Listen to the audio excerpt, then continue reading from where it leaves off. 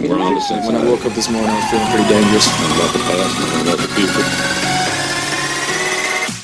What's up? Welcome to Draftvice. Walter back. Draftvice is here, and we got our guest host again, Shane McMurdo, and our buddy Quinn. Say hi, Quinn. Cheers. Cheers. All right, so here talking about the NFC South and our reactions to their kinky ass draft. You want to start off with the Atlanta Falcons? What do you guys think about this? The Shane or Quinn or so look. Last season, huge letdown for Falcons fans, right? Mm-hmm. Matt Ryan, he's getting old, so I'm kind of surprised they didn't draft a quarterback to replace him. I don't know what they're thinking of doing. I was just thinking that myself. Yeah. I mean, he's not like a super old quarterback in relative terms, but you're right. He's in that age range of where they might start looking for a successor. But I don't think there's a lot of guys in this draft who would. It was a very. There was maybe like two guys who I would like, who you wouldn't take in the top 2 or 3 rounds. That and actually, there's one guy who goes in the 3rd round in another one of these teams who I think is the one guy who maybe you would pick up as a developmental guy. Do you think Matt Ice is kind of? You think he's kind of overrated? I think he's kind of overrated. I don't think so. I don't. He always produces. I think he squanders at times. He could beat you at any time. Absolutely, I'm with you. But is he overrated? You know what I'm saying? I think he did really well when he had Shanahan's offense. That was when he had Kyle Shanahan calling the plays. That was the best thing for him. And LaFleur was there as well. LaFleur was his quarterback's coach. But here's the thing, though. If you have Julio Jones, I know. You better be a Julio good quarterback. Jones. You know what I'm saying? I love Julio Jones. If you're putting up bad numbers with Julio Jones, you have a problem. Or you're, Eli Manning. But you mentioned the age thing, and he's a decent. Step off my boy. Man. I'm just saying, the guy couldn't even produce with Odell, so it's like. What do you mean? Odell's one of the best players in the NFL because he was with. Don't say because of Eli. Yeah, I wouldn't say because of Eli. Don't because say of Eli, that. But that was his quarterback. What I'm saying though is like, was he overrated at a time? Yes. Is he overrated now? No. Yeah, I think he's shit on now. I think he's a league average quarterback. I always thought he was overrated. I was never a Matt Ryan fan. All right. What about that Super Bowl, dude? Why don't you fucking throw it away, dude? Kick the field goal, win the game. So one game. Okay, hold on. Yeah, fucking Super Bowl. All right, you're a GM right now. All right, you've got 2 older quarterbacks, athletically speaking. All right, you can get them for a 1-year deal. Who are you going to take? Are you going to take Matt Ryan or are you going to take Matt Stafford? Oh, I actually probably take Stafford because he's a couple years younger, but also Stafford's got a way stronger arm, has played out in the elements a lot better. Matt Ryan, especially the last couple of years, is when he's played outdoors, he's become kind of like Drew Brees, where he doesn't seem to be able to throw the ball very well. But I've seen the thing I'll say about Matt Ryan is I've seen him work really well in an offense and play at an elite level when that offense has been called for him. So if Shanahan fails in San Francisco and he comes back to the Falcons, which I don't see him failing, but I'm playing pretend here, I could see him rising back to that elite level. Stafford, we've never seen it to that level, but I think Stafford, at least talent-wise, and we've seen some good ability with Stafford too. I'm not saying he's not great. But it's another case of since he got the money, he just hasn't been as good. So who would you guys pick out of those two? I would take Ryan, man. Just being honest. I would take Ryan too. I would too. But okay. I wish I would have said that before you said. But I think he's not as talented as he used to be, but I think he's talented enough to win games. He's talented enough to put up good numbers. They have Julio Jones. Mm-hmm. They have Calvin Ridley. They have Austin. I liked how Calvin Ridley played last year. I thought that was a good pick. Yeah, I did too. He was, and Matt Ryan. He's a big guy. He's a strong guy, and he's got the thing I like about him is that he's got heart. He's very serious about the game. Right. But I don't know if I'd want him on my team. I'm just still, I don't think I'd want him. I don't think I'd want him. But at the same time, are you looking to draft a new quarterback if you have him on your team? Yes, absolutely. Oh. Well, yes, because he's getting older. This year, maybe not. Next year, I would have got one this year. To light a fire under his ass, I would have got one this year. I mean a top 2 round quarterback. I'm not saying a later round. Yeah, there was 4 quarterbacks this year I would have drafted, depending on what team I was on. Yeah, right, and that was Dwayne Haskins, Kyler Murray. I'm not a Murray believer. Drew Lock. Drew Lock, yes. Will Grier? Yes. All right. So because we have a Will Grier moment on this. Also, our last guest host hated Will Grier. So There's one I'm missing, too. I can't think. Definitely wasn't Jones. All right. It possibly would have been Murray. Brett Ripien? Huh? Brett Ripien? No, I can't even think right now. Maybe it was only 3. I just it wasn't the draft of the year before. This year was a weak quarterback draft. It was. But moving, like, what the point I was trying to make, though, is Ryan, he has Julio. He has Calvin Ridley. Is Sanu still there? Yeah. Yes. Yep. He has, They I was have just going to say he Sanu. has Mohamed Sanu. They have Austin Hooper, who is and they have a good running back. well. They got rid He's of old, though. Tevin He's old. Coleman. Yeah. Freeman's not old, but Isn't he old? No. Well, for a running back, as far as usage and time that Yeah. he's played. I don't know. He's Yeah, been around because 5 or 6 usually years. running backs regress significantly after that first contract. Yeah, and he's also getting long in the tooth as far as playing time, and he's a smaller guy, too. Injury. I like prone. him though. He's a coming off tough an injury. motherfucker. He's Yeah. a tough motherfucker. That guy. But there's like a history of 5'8" quarterbacks being under 200 pounds that like the Running success rate of them is very not often, and they usually get injured at some point. And they You don't saw have- with Justin Forsett. They don't have Tevin Coleman to spell him anymore either. Yeah. And that's something I I'll think say that about helped him. That this helped him. Yeah, that was that they didn't really draft a guy who can really replace what Tevin Coleman did. They No. drafted a Qadree Ollison who was like, I don't think people thought he was really going to be even a drafted player. I don't even think they picked up one in free agency. He's just not the same. I don't think he's going to be a replacement for what Tevin Coleman did. I know they have a guy on the team, Ito Smith, who kind of fits a similar. I forgot mold. about Ito. Ito's good. Ito played well last year. He played well. So, and again, another pass catching running back. I wasn't a fan of the Qadree Ollison pick. I thought there were guys they could have taken earlier. I think he's going to be to give them both some relief as well as a special teams type guy. Yeah.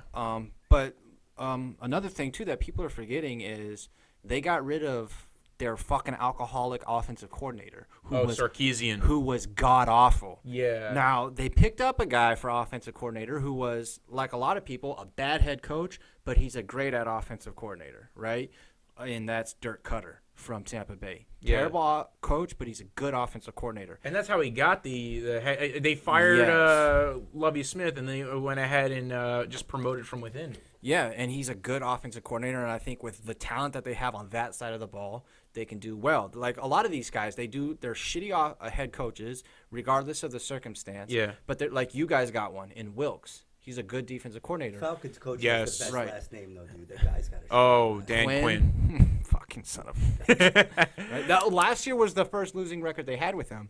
But another one of these guys that was a bad coordinator or a bad coach, but a good coordinator, we'll talk to in a little bit, and that's Todd Bowles. Yes. But in Tampa Bay. so, like we talked about in the last episode, that the Jaguars, they're a defensive team that was their identity, Yeah. and they were going to allow their offense to score just enough to win. Good luck scoring on them. The Falcons are a little bit opposite, right? Which is odd. I don't know, because Dan Quinn's Yes. was a defensive guy. I think Dan Quinn's been developing defensive talent there, and their defense has played pretty well over the years. Well, last year they were horrible, but they also got obliterated so with much injuries. injury. That was Yeah. ridiculous. Every amount of week it injury. seemed like they were losing one of their best players. And it sounds like they're trying to shore up some of the issues they had on offense this year, because they went first round. Chris Lindstrom. I think they were trying to hit a double here. They were trying to at least win and get a good player. Lindstrom's not a Quentin Nelson. He's probably not a guard you'd actually take in the top 10. But he's a solid guard. He's a mean guard. He's a good guard. And that's a guy you're not worrying about losing on. I personally, if I was their GM, I would have gone defensive side of the ball first, but that guy has been in the game a lot longer than I have. Yeah. So I just don't know. Maybe they didn't think that there was anybody defensive talent-wise there that they really liked at that point. They saw we'll go for need because there wasn't – like they didn't get an Ed Oliver. They didn't get a Christian Wilkins. I think they would have taken Wilkins had he been there. I think they would have taken Ed Oliver.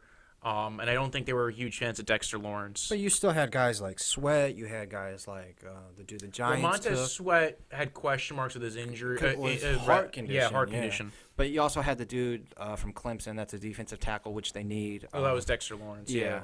But but the thing is, they drafted a guy who's in a position that they picked up in free agency. This dude might not even start his first year if he doesn't win the job.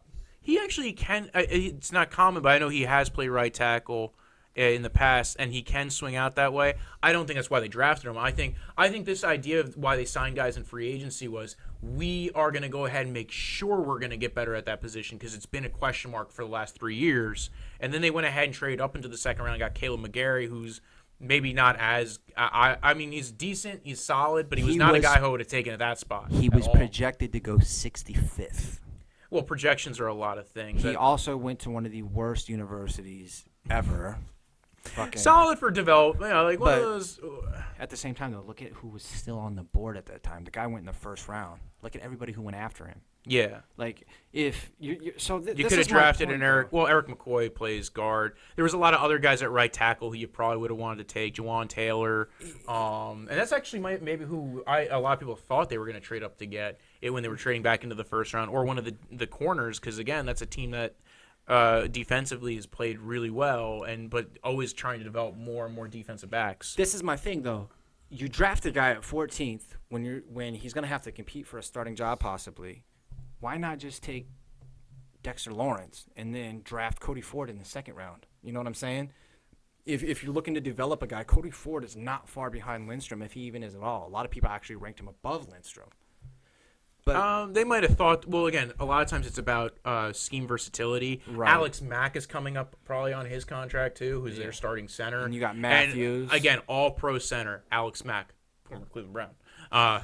Just to plug the Browns in there whenever I can. Should you what? say that about people? No, because he left our team and was really looking to leave. You think if someone played for the Browns, they'd want you to be like telling people that? I mean, the last time the team played well before they had the current head coaching staff, he was on the team. Yeah, I played for the Browns. Find a more bitter person in the world right now than people who either played for the Browns or coached for them when they were shitty and wanted out of there. And now the team is the fucking Avengers. Now they're Manginas around. It's all right. But speaking of Lindstrom, you know who wasn't happy about the pick?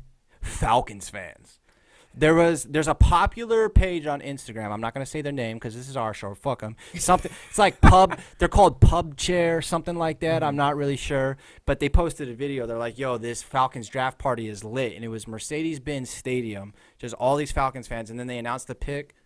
Crickets, dude. Silent. Really? Everybody was looking around like. But at the same time, too, though, I think it was probably like, we use the term in boxing a lot, a casual fan. Yeah. And when's the last time you ever saw somebody fucking go crazy over, an offensive lineman getting picked? I was just going to say the same thing. Yeah. People that are there drinking and shit, they want to hear about quarterbacks and receivers and shit like that. Unless your quarterback was getting sacked like crazy last year, like a certain... Or even like a linebacker, Yeah. So here's the thing, though. I have a very contradictory opinion on this pick. I don't agree with it based on where they took them and who was available and what they needed. But at the same time, I think at the end of the day, it's going to pay off. Yeah, great player. Yeah, and again, he's good in both there's certain guys who are good in like a zone scheme or I know we're not talking about. Seems to me like they got a pretty good GM, huh? Yeah, they've drafted pretty well actually over the years. Yeah. This guy can play both in a zone run game and also very good for gap and power. So you're not really going to have an issue as far as he's very versatile, and you're not going to have to worry about a new coaching staff trying to get rid of him. And again, sometimes you're just trying to win at a position, and it looks like they're trying to shore up the offensive line. They had right tackle issues. They've always had guard issues. So make sure that, A, their run game gets a lot better, and B, the pass protection stays up very well. So that way Matt Ryan can throw to Julio Jones. I think this team is in a very much win now within the next 2 years fucking phase because their window is closing. Absolutely, I agree. To operate at maximum talent. If it hasn't closed already. Yeah. Right. If it hasn't closed already. Exactly. Yeah. But they addressed things that they needed, which was the offensive line and the coaching staff for certain positions. But Kaleb McGary, I think it's horrible because not only did they draft a guy too early when there was better guys on the board, but they didn't get another pick until the fourth round. Yeah. And a guy who, because I think that was part of the trade was they traded their third rounder to get up that high. And not only that, the guy who I would have taken there, if you're looking for a tackle, I would have taken Dalton Reisner. I think he was a solid tackle prospect, and I think he fell too far. But their defensive line was it's almost abysmal. Yeah. They needed it. They didn't address it until pick Round 4 with 135. Cominksy. They didn't try to trade up for it. They took two offensive linemen, and I don't think it was smart. I really don't think it was smart. Yeah, I could be and wrong. Cominksy will probably be a rotational guy more than anything. If he even makes the fucking final 52 roster, Yeah, 53, excuse me. Sheffield wasn't a bad pick, and Jordan Miller seems like they're just trying to develop some new guys. Sheffield, I really like this pick. I don't think Ohio coming from Ohio State, solid D-backs. Yeah, that's DBU, bro. Yeah. That's what they are. And plus, Then the LSU guys are gonna get upset at you.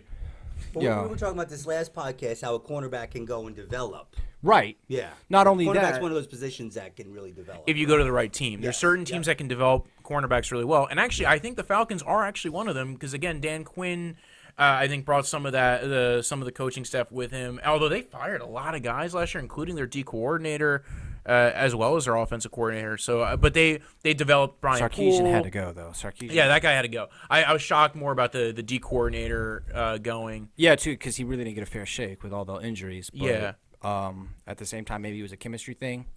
Maybe he was starting to get a lot of blame, and he started to act out on it or something. Or maybe somebody was getting a lot of pressure that he needed. And you they don't know just if went maybe- from being so good to so shitty that heads had to roll. Yeah, you the know? thing is, though, Sometimes too, that's true. Yeah, like, had to roll. the Falcons are one of those teams, they make a lot of decisions based off of fan feedback because they do have a strong fan base.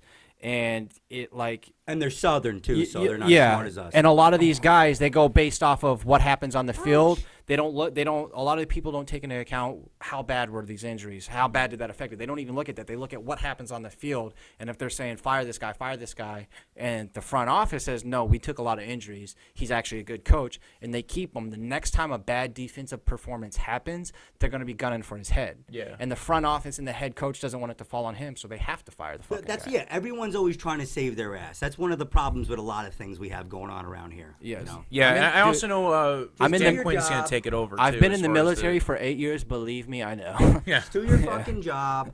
Stay legit. Do it the best you can, and good things happen, baby. But Yeah. but back to the Sheffield pick, all right? So from round 1 all the way to about halfway through the third round, it's all about nailing it, right? Yeah. Especially the first 2 rounds, especially. Everything from the halfway point to the third round on, or to the fifth round, I guess, because 6 and 7 is really You're taking guys who are going to be undrafted free agents, and you're trying to Right. just get guys who you want to get your dibs on. But 3, 4, and 5, that's all about picking the best available player at the value you're getting them at. Yeah. And Sheffield at pick 111 and in round 4, he's a very solid defensive back who can be coached, and even if he can be, Ohio State. yeah, Usually, when players come from Ohio State and it's somebody you're interested in, I'm always excited about. especially them. at Yeah. defensive back. Yeah. That's one of the things they're best known for. And Jordan Miller's also coming from a decent defensive school. At least has gotten some.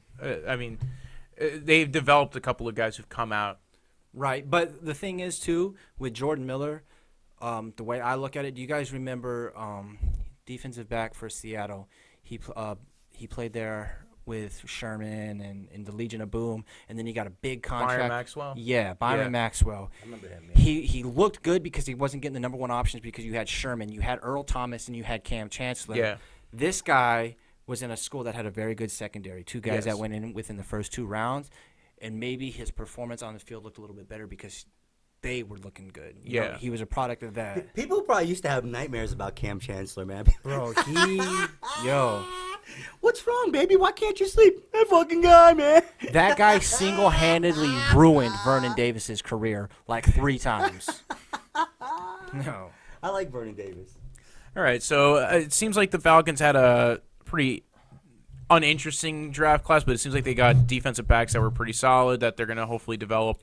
Some O-linemen because they're trying to shore up a Interesting. That's position. had a lot to talk about. Yo, they had potential. Salty. Yo, they had potential to have a very good draft. They fucked it up when they traded away their picks to get McGary in the first round. I kind of agree with you on that. That was, Right. I think, where they might have made the mistake. Yeah, they had 14 and 31. Wow, okay. They traded for the 31st pick though. Yeah. Oh, they traded. That's what Yeah, Yeah, they traded up to and- get it, and they gave up their third rounder to get it. Because if you're gonna, why take a second offensive lineman and not address your second biggest Achilles heel in a round where a lot of Yeah. them went, a lot of good talent went in that round at that position, and they just fucked off on it. And I got and there's a long list of defensive talent that were in this draft that they just didn't get from doing that. Let's go right to the Tampa Bay Buccaneers. 5th overall, drafted LSU linebacker Devin White. Hit. That is, yeah, he's a I'll tell you, solid this guy player. had a hell of a suit on too. Let me tell you. Yeah. Yeah, it's fucking weird, but yeah. He He separated himself from everybody, man. He did. They He hit. did. I thought he had a nice draft. I thought he looked good. I wasn't expecting this either. Like I wasn't shocked by it. That's what they. Excuse me. I was honestly expecting them to take either Josh Allen or even Ed Oliver because McCoy's getting hurt, or excuse me, getting old and not as productive. But Devin White, with the loss of Quan Alexander, I think this was a straight up. They were going for this, and there was a lot of rumblings about it. I mean, it might not have been what I would have done. I probably would have done the same thing you suggested, is maybe go for Ed Oliver or Josh Allen. I'm not saying that was the better choice. I think if they went one of those three ways, Yeah, this is hitting a double or triple when you're you might even hit a home run with it as well. I mean, He actually looked he's the happy, guy you who's know? going to be leading your defense for the next And 10 he looked years. actually happy to be Probably going for to the Tampa next Bay. coach. So hey, maybe he's not so smart. the thing is though, everybody knew what Tampa Bay needed. Yeah. Look at their first 5 picks, all on the defensive and side of the constantly ball. drafting corners too every year, and they just seem to not develop them very well. New coaching staff coming in, they have Todd Bowles. He's great at developing corners. They drafted Vernon Hargreaves a couple of years ago. He's not really panned out too well. He's going to probably move into slot. Do they still have Grimes' old ass? I think he is still there, or he might be on the end of his contract. And I think they're going to end up. They had really small corners, which is the weird thing with that team. Really big receivers, really small corners. Well, so look at their whole defensive side of the ball rather than, the defensive line, who's always going to be big. But they like the small, versatile, agile defensive players. Even at the linebacker, Quan Alexander was small. The other Missed guy a lot of tackles, too, while he was there. He was very quick, but he was just very fast, very athletic. And, I mean, you're getting a more athletic, more who's their other linebacker? Went to Nebraska. Very good. Fuck. He's better than Quan Alexander. Levante David. Yeah, very, very good. He is. Him and White are going to be good together. So you got the core of your defense set, and now the next two guys you draft are Sean Bunting, who I think is a great corner, man. I liked him out of Central Michigan, solid man corner. I don't know if I'd take him over Greedy Williams, though. I think the question with Greedy, first off, there was a lot of questions with him. Again, like everybody's going to be like, oh, you didn't take Greedy. For the casual draft fan, or for some people who are, even our defensive backs guy loved Greedy, and that was his number one guy. But you also don't get to interview people. You don't get to when you're not part of the draft process, you're not getting to see why that guy, maybe he failed an interview. He didn't do any team visits, which was probably the team's decisions or his. It was a lot of people were like, you know what, there's something about him that rubs us the wrong way. Sean Bunting has a lot of versatility, and again, I think they believe in Todd Bowles' ability to coach up defensive backs. Jamal Dean, I think, was a little bit more shocking, the Auburn guy, but still a very athletic guy, very athletic corner. So what I'm wondering is, why didn't they get a quarterback? Oh, because Jameis Winston? Yeah, Jameis Winston's a knucklehead. I said that on the last. I fucking hate him. But I think he's going to be out of the league in a couple of years. Yeah, like I said, he's all athletic ability, no brains. He's not even athletic ability. It's just, but his decision-making skills are trash. I'm not saying You're he's the absolutely greatest right. athlete. I'm just saying what the reason why he's still in the league is because of his athletic ability. Yeah, not because of his brains. Yeah, his ability to throw the ball. Yeah, he's also, shown consistently he's had decision-making issues. Head-to-head against Marcus Mariota, he's 0-2 and outscored 93-29. I'm just saying. Watch how quick I take Marcus Mariota over him. Yeah. But I just made a friend. I mean, he might be quarterbacking for the Giants in 2 years. So I'd be careful. Winston? Yeah, well, if Doug Jones, I can't believe I never get his name right. Daniel Jones? Daniel Jones. I keep My on calling boy? him Doug Jones. Don't- God damn it. Yo, stop Like the pulling up on actor. my boy, man. Don't Step worry, on, bro. baby. Not Come too on. many people are going to be saying his name. Yeah, right. You're fine. But Yeah, you were right. They had a very consistent, at least for the next three picks, all three defensive backs. Mike Edwards out of Kentucky, Jamal Dean, Sean Bunting, a lot of athletic guys. I didn't mean to cut you off. I'm sorry. No, they're right. But in reference to Jameis Winston, even though I hate him, I will say he's a very talented quarterback, even though he just maybe not up in the head. He's got a litany of off the field issues, and he makes a lot of. He's a great back. Well, he makes a lot of bad decisions on the field too. Yeah, that's he what has I'm a hard saying. time. He forces plays when he doesn't need to. He gets too emotional, man. I don't need my quarterback to be emotional like that. I need my quarterback to be poised. Yeah, but You mean like Eli Manning? He's pretty much comped to Eli Manning. Here's the thing, he's though. kind of played the same as Eli Manning. He's never had a coach that's been Dude, man, what are you talking about? Eli Manning has 2 fucking Super Bowl MVPs, dude. Step But off I'm the saying dick. they have high Come variance on, dude. players. You crazy? But Eli Manning will 1 minute look like an elite player and will 1 minute look like a total schlub. He That's hasn't the looked same like a thing Dude, with he's Jameis going- Winston. Don't ever go to Canton then, baby. You bet. I hope you're not hoping I'm to just go to saying Canton in 10 that's years because he's going to fucking be there. I'm just saying it's the same thing as Jameis Winston. real quick though, Winston has never had a coach that's been able to grab a player or grab a team. And like not, said that. We like, said that, yeah. Dirk Cutter was kind of a weak head coach. Yeah. We said that. Bruce Arians does not fuck around. Yeah. He's said that, yeah. he's very your Super Bowl winning coach. Why can I not think of his name? Tom Coughlin. He's very He's Tom cocky. Coughlin. He's got like a cockiness to him. but yes. he's fucking No assertive. biscuit, no biscuit. I love Bruce Arians. I One of like my Bruce favorite Arians. He's coaches. assertive. Yeah. And the thing is, more people believe in him Yeah. than they ever did Dirk Cutter. The thing is about Bruce Arians, I mean, like, he won some stuff with the Steelers, but what has he really won? He took the Cardinals to the NFC Championship and a team that should And not he have been in the fucking NFC. lost. It doesn't matter. He lost to the best NFC team that year. The thing is, he can win with. Oh, is there a trophy for that? It made them a Hey, you consistently lost to the winning best team team. ever. What it I'm made saying- them a consistently annual winning team. They were 9-7, 9-7. Whatever, man. We'll see. We'll in a see what time, excuse me, in a time when the Seahawks were good, the 49ers were good. I mean, the Rams fucking sucked, but happens. If he can make Jameis Winston a good, like, top 15 quarterback, shit. I'll wear a Bruce Arians Well, jersey. I'll be more shocked by that. I'm not saying he will. I know you didn't say. I know you didn't mean that. I'm saying he can. Yeah. And look at the rest of the players on the team. They missed horribly on running back last year with Ronald Jones. Yeah. All right. Well, so- you never know who could develop. They didn't take a running back this year, so they either believe in Ronald Jones or they believe in the other guy they got on the field. right. Running back's funny. Peyton There's a lot Barber. that goes into it. If your offense sucks, it's hard to be a good running back. Their O-line, and well, also the other thing is they didn't address his O-line, and their O-line's been shit for They years. had a decent offense last year, though. But- I don't know if you had an excuse Well, look, to be a shitty Winston running back. has potential to be a good quarterback. They have a top 10, possibly top 5 wide receiver, and they have 2 very talented tight ends. Mm-hmm. In O.J. Howard and I'm sorry, I got no love for Jameis Winston. oh no, I I fucking don't care. You could resurrect Eleanor Roosevelt. You I've know what I'm hated saying? him since he was in college. Yeah. She ain't gonna even help him. Yeah. You know? I do like Anthony Nelson, who they drafted, the edge out of Iowa. Kind of comps to Carl Nassib very well. He was another guy who they actually picked off of waivers, who was on the Cleveland Browns, who's a solid D end. Same thing with Anthony Nelson, be a rotational guy behind JPP. Who the fuck drafts a kicker though? Fifth round. Dude, this is a team that's drafted kickers like twice in the last 3 years. They traded up to draft a kicker in the second round who's not even in the NFL anymore. Yeah. I'm just saying, I don't agree with drafting kickers or punters he's a ever. gay. Yeah, he's gay as fuck. And he's a gay. Oh, he'll love Tampa then. All right. So overall I get you solid thrilled. drafts. What can I Clearly, say? they're trying to fix their defense here.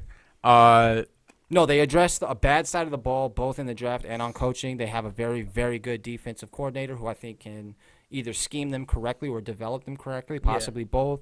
I don't expect too much out of this team. I'm not talking playoffs. If they have a 500 or better record, I'll be extremely surprised. Yeah. And I agree. But for the most part, like I said, this team, this isn't the Falcons. The Falcons are in win now. The Tampa Bay is in repair and improve. So to expect a winning record or the playoffs out of them this year is lofty. But I do. I expect it because Bruce Arians went there, and if But Bruce he's Arians getting old too. How old is Bruce Arians? He's in his 70s. he right? retired, Yeah. and then came back. Yeah, he's in his 70s. Yeah, right? no, but if Bruce Arians went there, he believes that he can turn that team into a playoff contender. I don't know about right away though, and I think they're doing. I Well, he think needed some cash. I Right? expect improvement. And I think we'll see it. Yeah. But at the same time, this is still a team that. It's a shit organization. yeah. It's a Yeah, shit I organization. never But, believe yeah. in the It really Buccaneers. is a shit organization. That's one of those teams where I see a favorite player of mine go there. I go, you're gonna have a rough time, aren't you? And don't be surprised if they trade Gerald McCoy for something. Honestly, I've been hearing I think that a lot recently. I think that Mike Evans is the best player I've ever He's the only. I also player, like Godwin and O.J. Howard. but he's the only player that I always remember him O.J. from Howard's Tampa so Bay. good. You know, O.J. Howard's good too. But I'm saying is, like, I always remember him being good from Tampa Bay. You know what I'm saying? Like, I can't remember another player. I just always remember being good. They from also Tampa Bay. not even Gerald McCoy. Gerald McCoy is one of the best defensive tackles in the NFL. Not anymore, but he was. I'm with And you. Levante David again. But, like, another some thing- of their Mike Evans, players, man, they that just dude's never a have playing any. But motherfucker. those He's a guys are playing also motherfucker. defensive. You probably don't see them on the highlight reel. Although again, Gerald McCoy probably you're right. He's so, old. He's regressed. yeah. He's getting injured. He also doesn't have. There's no more guarantees left on his contract. It's a $13 million contract, so it is expensive to keep him. I could see them trading him or cutting him soonish. But the thing is, though, is like they have Mike Evans, but the running game, huge question mark. Their O line is they had nothing O there. line is weak. They don't have a complimentary receiver to Mike Evans anymore. They lost to Sean Jackson in the offseason. Not a big No, loss. That's fuck! not as fast They as got Chris Godwin. yeah. That Godwin is Previously- good. He's good. Yeah. I like Godwin. He's fast as fuck. Former Penn Right? State Isn't wide he fast? receiver. Oh, he's big. Kansas He's State, fast. I thought. He's athletic. He's got a great vert, man. And you His can pro play- comp coming out of the draft was Mike Evans. So they're very, very, very similar. I like Godwin a lot. And I when he got drafted by them, I was really sad because I knew he wouldn't get a lot of usage that first year or two. They also lost Adam Humphries, who went to a way better team, organization, all around, better quarterback. Yeah. I can't remember where he went. I just remember all those things. I think it was the Titans. I'm not sure, but he's gonna be so much I better. can't remember. But, No, maybe the Titans. I don't know. Who the hell likes them anyway? Yeah.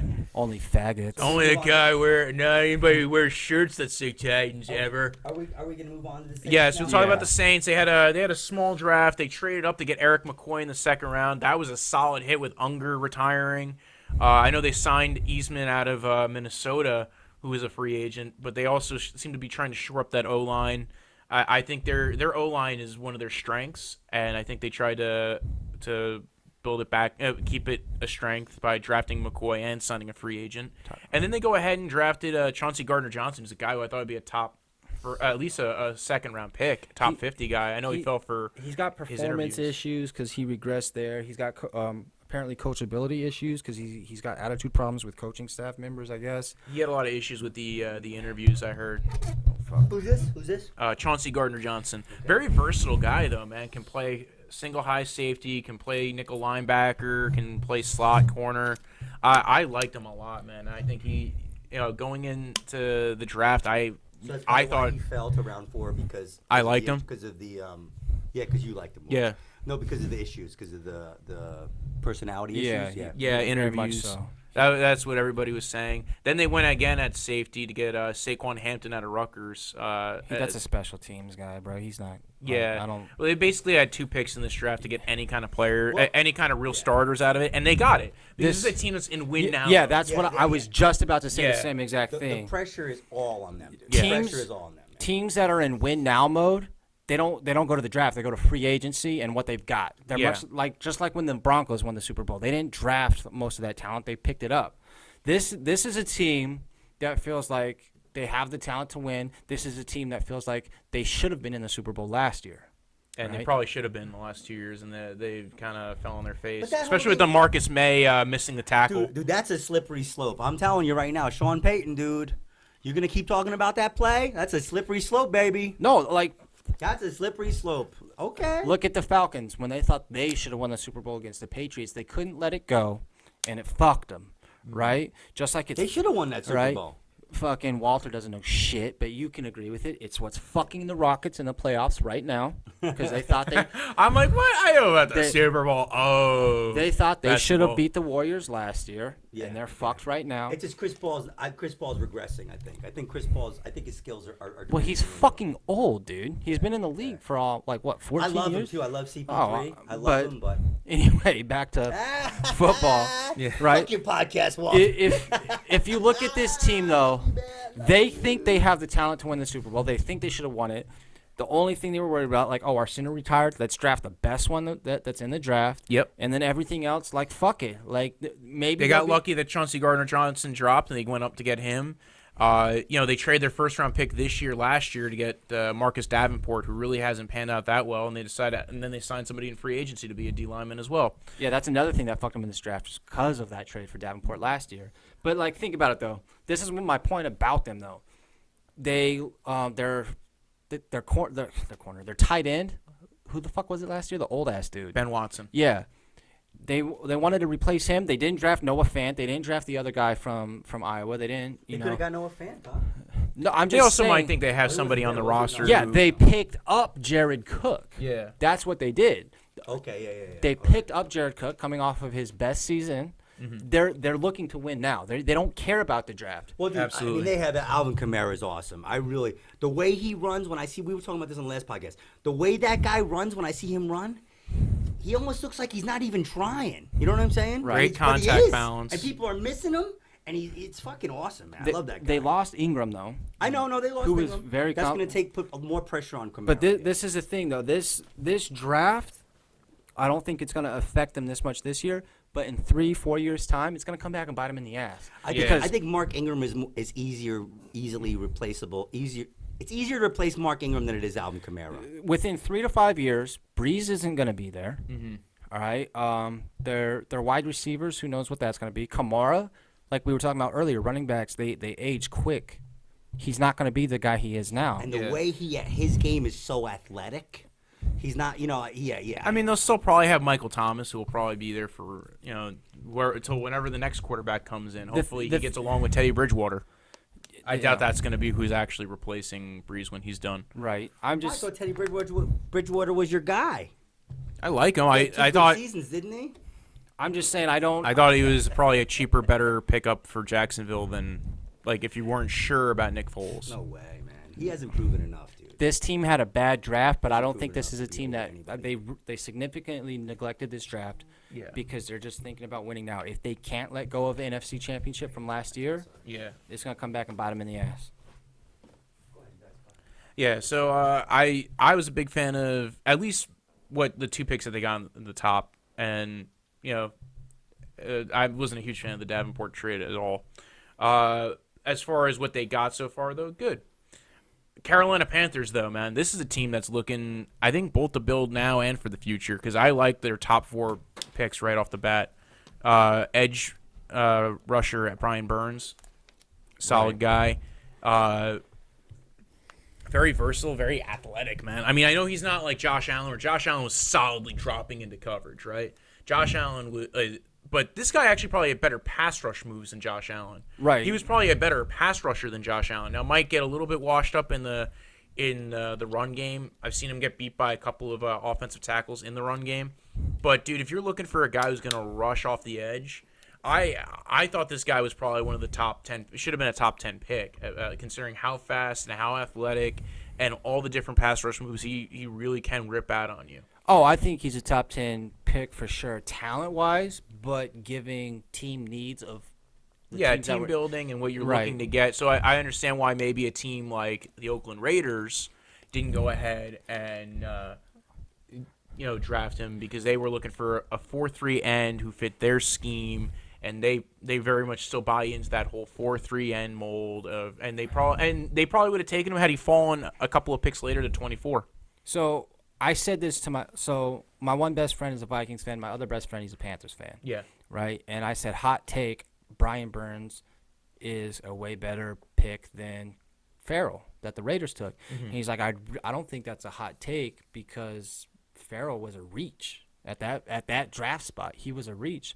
So I think they were coming at it from a team building perspective, and I know a lot of people who said that Farrell was a reach. I think I don't think Farrell has the upside that Burns does. Burns has the upside to potentially be like a Von Miller-esque kind of player. Right. Whereas I don't think you're gonna get the same. I don't think there's as much upside with Farrell, but I think there's at least a floor, and you're getting a high character guy coming from a big school that plays really good defense. Right. So I think it's more of what you know, and I think that's the kind of guy, we talked about this with our guest host on another podcast, that's the kind of guy that Mayock and Gruden want, and that's hitting your doubles, and you're getting a solid guy. Whereas, it's quite possible Brian Burns doesn't pan out. Like, that's why he fell this far, is that because he's a lighter guy. I know he got up to the 240s, 250s range in the combine process and weighed in really well. And, again, he's athletic, is very versatile. And, again, I would want him on my team But I can understand a team being like, well, what if you whiff on this guy? Then you're setting your franchise back. And for a guy who's not as great in the run game as some other players here, that's something to say with Ferrell. Ferrell had a lot of good pass rush moves, had a lot of good run, was great in run defense, and was a solid pass blocker, and beat one of the best tackle in this draft in a major game this year. Right. But with the Brian Burns pick in Carolina, I know you're going on the team building stance, but I'm gonna have to disagree. This team this is a team that missed expectations significantly last year. Yeah, and they lost Peppers, who wasn't that much. Oh no, I think this is a great pick for the Panthers. Oh no, this is a pick. I was saying we were talking about Ferrell and the Oakland Raiders for 2 seconds. When we were talking about the Raiders, I can understand from a team building perspective taking Ferrell over him. I love the pick for the Panthers. I think this is a high upside guy who is gonna reinvigorate the pass rush there, who is athletic, who's got again like a variety of pass rush moves. I think this is and that's what their defense needed. This is a team that had probably 3 names on their big board for the first round, and I bet you they were all in the same position because the Panthers, they only generated sacks somewhere in the 30s last year. I can't remember the exact number. Let's say 35 for average. That's not good, right? That's not a lot. So they're not looking. They want to develop Burns. They want to build him. But just like when we took Harold Landry in the second round last year, that was to get him some time and to develop him. This guy Landry probably would have went in the first round if it wasn't for injury concerns either. Right, but he also wasn't expected to immediately start. He was supposed to be a sub package guy, but this Burns is expected to not only start but to contribute and to boost. Yeah. All right, that's what the Panthers are looking for. That's why they took 2 edge guys in this draft. Yes, Christian Miller, who's a guy who missed a lot of time from injury. I'm actually going to take off in a second. That's fine. But I wanted to ask you. I just wanted to ask you one thing about. I wanted to ask you about Cam Newton. I had said in the podcast that I thought he was done. Not done, but I don't think he's ever going to have. I think when he was at his best, I think they weren't ready for him. Maybe the Super Bowl year. The Super Bowl year. Right. But he sucked up too much. They needed him for everything. So I think he's done as far as like being the Cam Newton we know. What do you think about that? I don't think he's ever going to reach what he was his MVP year again, and that's not me hating on him. No. This is going to be an odd. It's a fact. It's Right. This is going to be an odd comparison because he's a quarterback, but I'm comparing him a lot to Marshawn Lynch because he's such a big guy and he plays so physical for the position. Absolutely, that's what I'm saying. Right. His whole thing is how dynamic and how physical he is, how he sucks everything up. Don't worry, Cam will take care of it. Right, and he's so big and he takes a lot of hits because of his physical style. And he sits in that pocket and he looks for looks for receivers. And he also takes a lot of hits after the throw. Like that's what I'm saying. Yeah, remember I was saying. Well, not just after the throw, but he's a runner, and that team runs a lot of QB power. Where you're running in between tackles. No other team runs QB power plays. And that's the only one that does it. Where he is going into the linebackers, into the defensive end. And they don't do it as much anymore. Like I said last week, or I think it was last week, was he hangs in. And I don't know if he just doesn't have good vision like some other quarterbacks that we know. But he hangs in and he finds a receiver, but he takes huge hits. Man. He's a more athletic quarterback than he is a fundamental quarterback. Absolutely. He gets hit on his mechanics a lot, which is why his shoulder's so hurt, which is probably the most fucking important thing you need as a quarterback. But another thing is too, you'll never meet a bigger Cam Newton fan or a bigger Cam Newton believer than Cam Newton.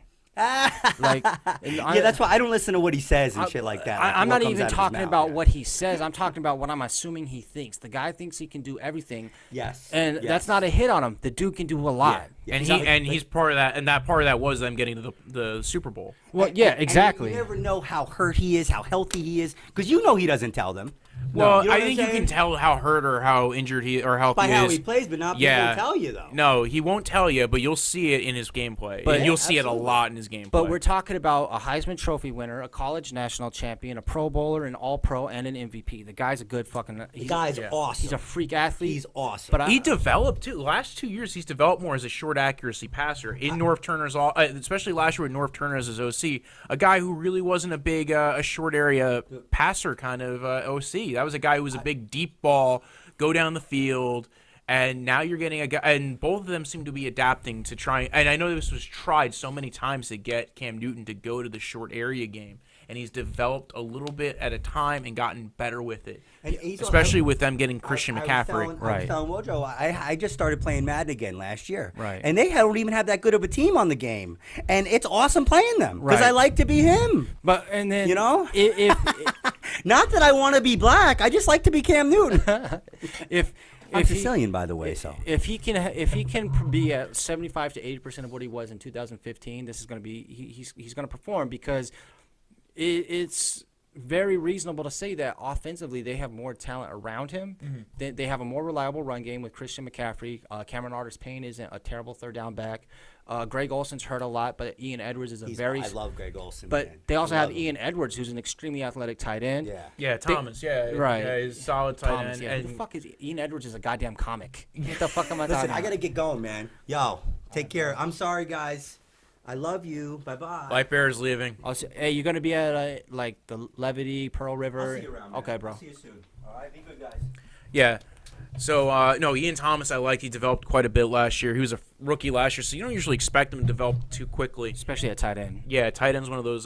That's why taking a tight end early on is a very risky move. Well, even then though, when you have Greg Olson, you're not drafting a tight end and expecting them to immediately start either. They although drafted him- although he got injured last year. right, but they drafted Thomas to develop him as well as Mm-hmm. to make him ready to be a replacement for Olson. Yeah. But they lost Funchess, but at the same time, they have Samuel. They have Moore, right? That's Yeah, I think they're going in a different direction than what Funchess. And Funchess was part of the old GM and old regime's pickups. yeah, That was Gettleman. God, yeah. I wish he was still here so I could shit on Gettleman again. Oh no, yeah, that's a team that Devin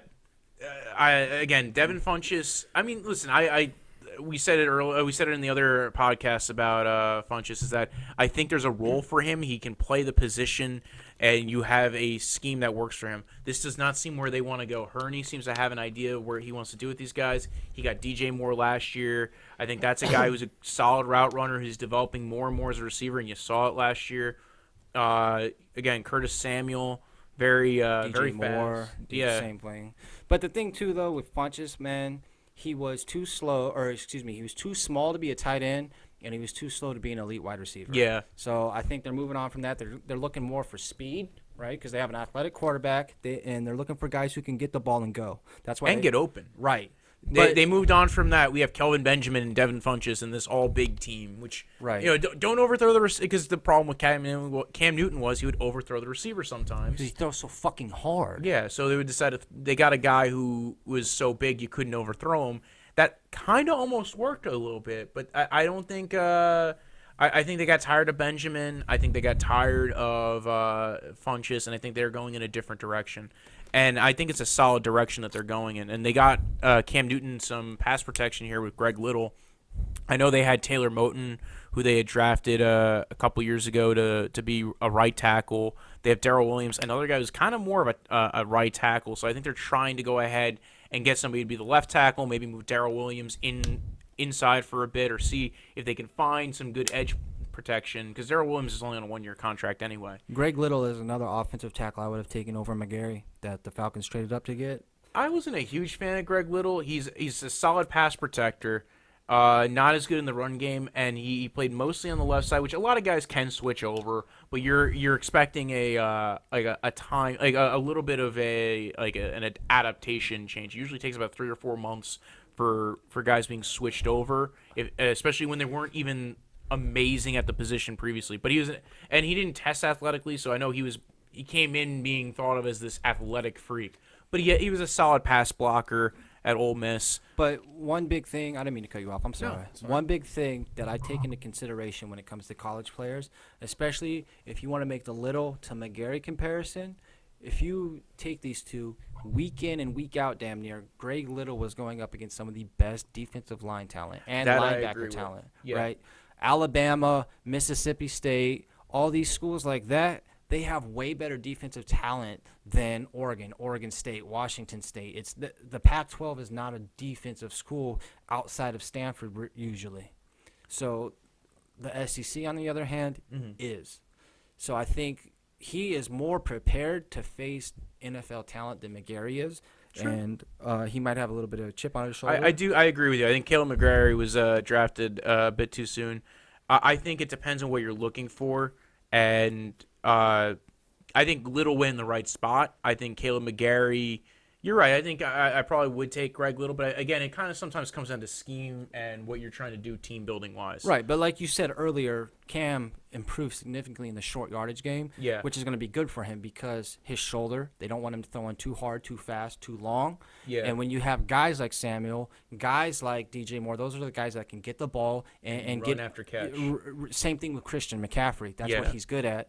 And you got a lot of these nice weapons now. Now go use them and get you some time. That's why Greg Little, I think, was a good pickup, especially because again, Taylor Moton and Darrell Williams kind of played better on the right side. Right. I don't think Taylor Moton's ever played on the left side, but I don't want to be quoted on that one. And when it comes to blocking, though, Yeah. short yardage passing blocking is very similar to run blocking. Yeah. Right? Not extremely similar, but very similar. Yeah. And I think he'll fit in and he'll get developed well. They got a good coaching staff there. Rivera's really good at developing offensive line talent.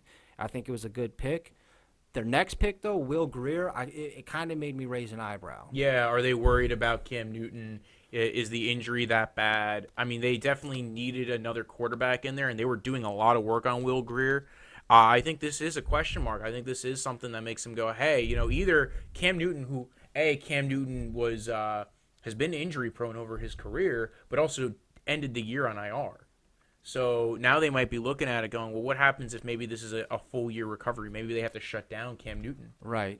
Like they had to do with Andrew Luck. Also, like I said, one of my best friends, he's a Panthers fan. I immediately texted him about this. I was like, wow, do you think that was a reach? Is it in?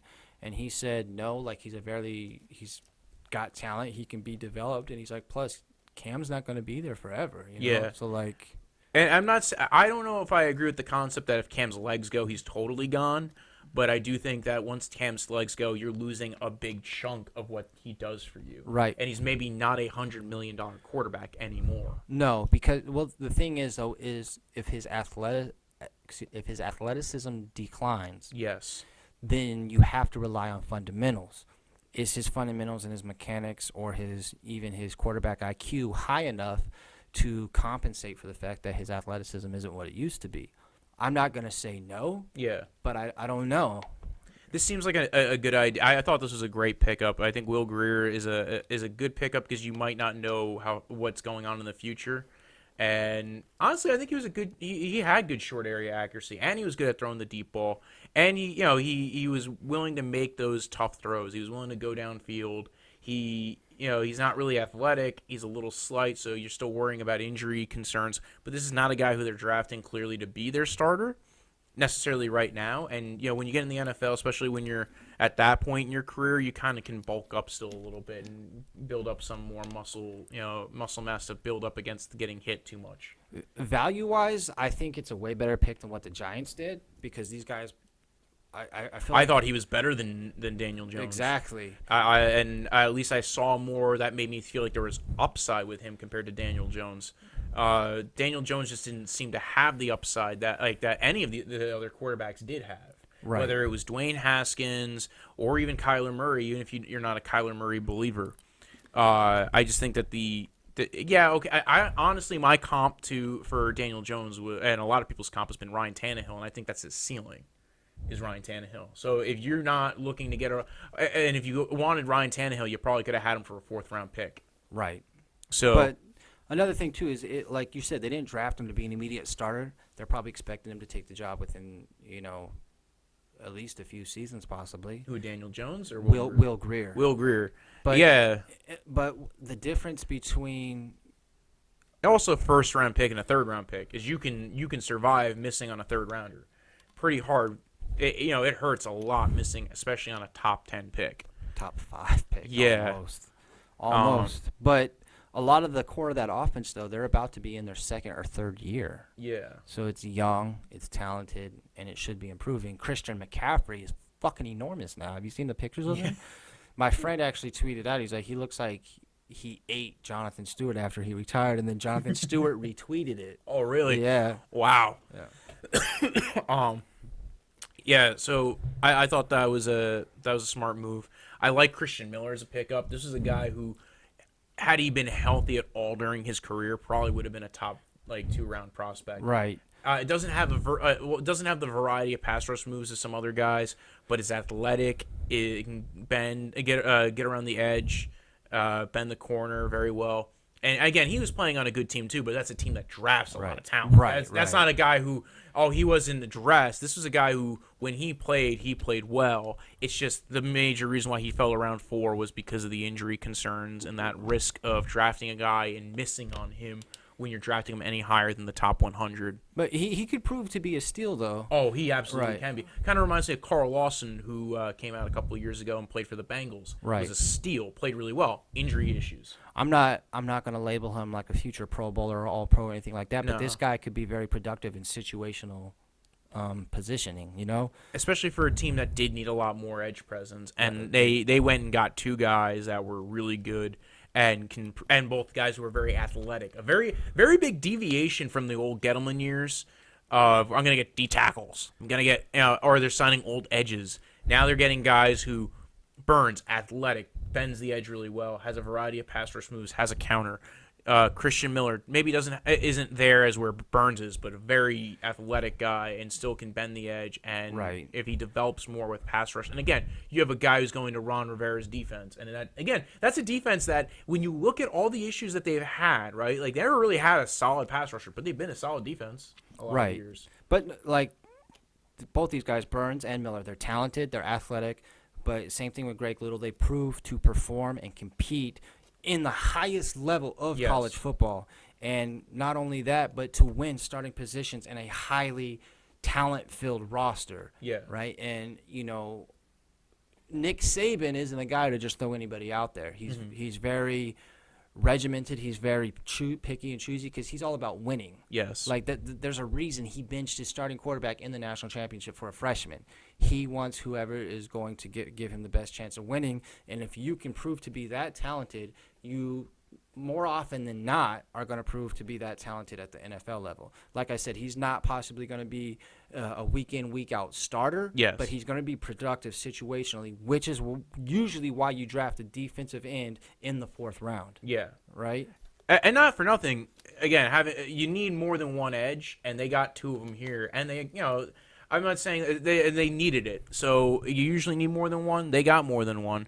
The other 3 guys they kind of took were more of depth pieces, guys who were developmental. Terry Godwin I kind of like, but Georgia guys have not been almost every Georgia guy has just not been testing really well, it seems like. No, I don't think they're expecting him. They're a wide 7th round guy. Yeah, their wide receiver core is set. They're expecting him to maybe be a gunner on special teams, or or possibly even a practice squad guy that can give good competition for the defensive backs, and even because Samuel and Moore, they're not the biggest guys. If they were to go down, they have somebody that could possibly fill the void for a week or 2.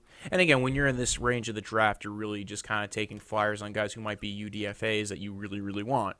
And Dennis Daly's kind of more, again, a flyer pick than anything else to see maybe he can develop into something if he's going to even make the roster.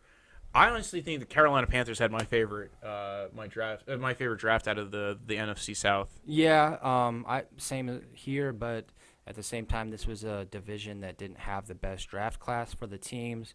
The Falcons made some dumb moves. The Saints draft was very non-existent.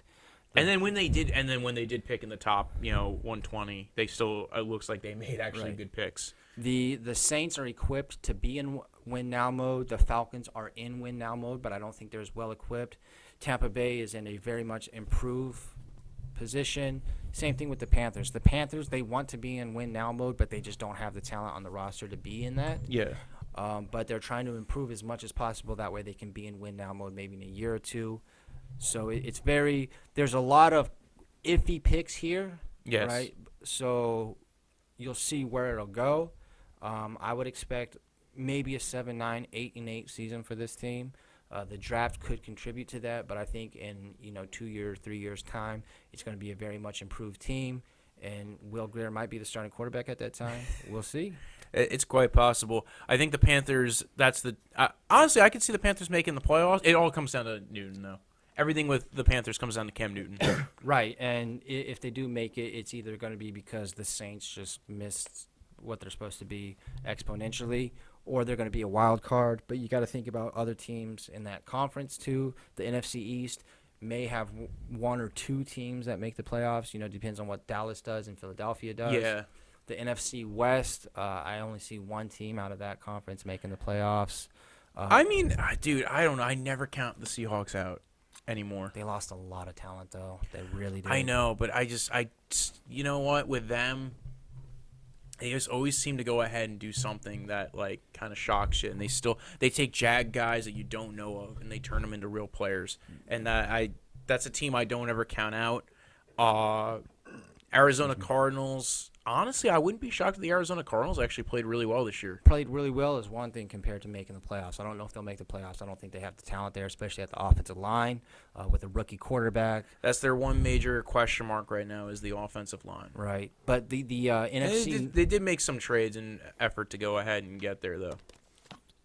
And when you got a player like David Johnson, if you use him correctly, he can be a top 5 player in the NFL. Well, and again, most of it comes down to scoring, and if it all comes down to that head coach and that new quarterback. If those two guys are successful, it's going to be a successful team. If those two guys are whiffs, they're going to be back to drafting number 1 overall anyway. And the NFC North, too. I mean, never count the Packers out when you have Aaron Rodgers. Yeah, NFC North is actually probably the other division I think is more likely to send 2 teams to the playoffs. Because you got the Bears, but the Bears could be in a very similar position to Jacksonville. Very defensively talented and some talent on the offensive side. Yeah, Trubisky, there's definitely a lot of question marks surrounding him and his gameplay. They also traded Jordan Howard for basically nothing, and I guess they're expecting Tariq Cohen. Well, they drafted a guy in David Montgomery. But you don't really know, at the same time. And they also signed Mike Davis. That's a team that I think the question marks come around Trubisky. It's a team that's going to end up being the major issue. Yeah, because defensively. And again, they lost Vic Fangio. Right. So now they have Chuck Pagano being the D coordinator. I don't know. That's going to be an interesting conference. But they have defensive talent to be good. Yes. But at the same time, though, I think the NFC isn't as competitive as the AFC. So the Panthers, if they perform well, they could make the playoffs as a 9-7 team in the wild card. Yes. But to expect that is a little lofty, in my opinion.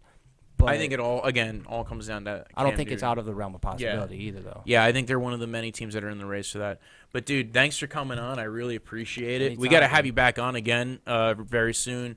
The summer's going to be a little quieter, obviously, with football now that the draft's over. But once everything starts picking back up again, we definitely want to have you back on. This is Shane McMurdo. You want to pitch your tag or your Instagram, Twitter, Tumblr, Snapchat? Yeah, dude. Plug your Tinder profile. Dude, that shit's popping anyway. Just like Walter, I'm a comedian, aspiring in the Jersey and upstate New York area. If you're ever interested in seeing my clips, I'm on Instagram at _Shane_MCM. It's an open profile. Feel free to give me a follow. All right. If you guys are ever wanting to talk football, I'm down. If you're ever wanting to talk boxing, MMA, I'm a huge fan of those as well. I definitely want to come back on, not just for NFL, but for fantasy as well. If you ever want to talk college football, I can, I'm smarter than the average. And we might have to do when a couple of fights come up in the summer, maybe we might have to have you on for a special episode or something with that. Oh, absolutely. July has a huge card coming up. Yeah. Oh, every year July is the big card, especially because that's also the quiet time for the rest of the sports, man. Yeah, but that card particularly, I don't want to talk too much about it, but every fight on that card is enormous. So. Awesome. All right. Again, thanks for coming on. It's been Draftvice. Our buddy Quinn left without saying goodbye, or barely kind of say goodbye. You can follow at Draftvice on Twitter. You can also follow me at Brojo Deathpunch, BROJO. Death is in the end of life. Punch, like I'm sure Quinn went to go do to somebody right now. Probably his girl, cause yeah. She was banging on the doors. Like, subscribe, rate and review, share the video. That would actually be really nice. And if you want, leave a comment. Thank you. One last time, tighten up. Fuck the Jaguars. Fuck the Texans. Fuck the Colts especially. I'm out. Thank you. When I woke up this morning, I was feeling pretty dangerous about the past and about the future.